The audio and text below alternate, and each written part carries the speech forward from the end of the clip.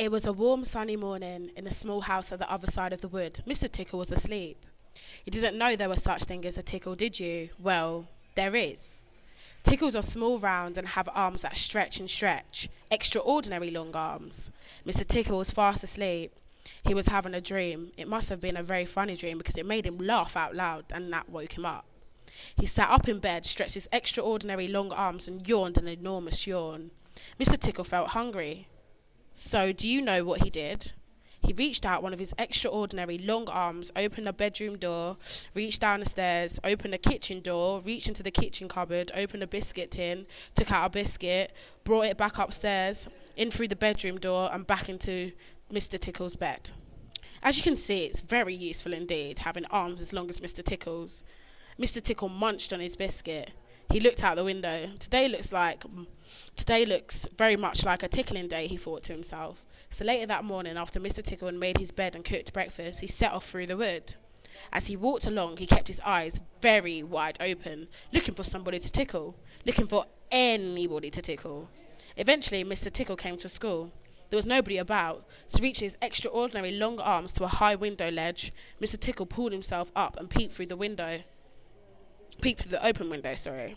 Inside, he could see a classroom. There were children sitting at their desks, and a teacher was writing on a blackboard. Mr. Tickle waited a minute, and then reached in through the window. Mr. Tickle's extraordinary long arm went right up to the teacher, paused, and then he tickled. The teacher jumped in the air and turned around very quickly to see who it was, but nobody was there. Mr. Tickle grinned a mischievous grin. He waited another minute, and then tickled the teacher again. This time, he kept on tickling until soon the teacher was laughing out loud and saying, stop it, over and over again. All the children were laughing too, at such a funny sight. There was a terrible pandemonium.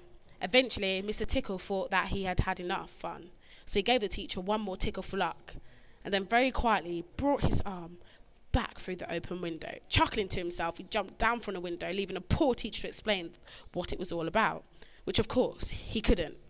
Then Mr. Tickle went into town. And what a day Mr. Tickle had.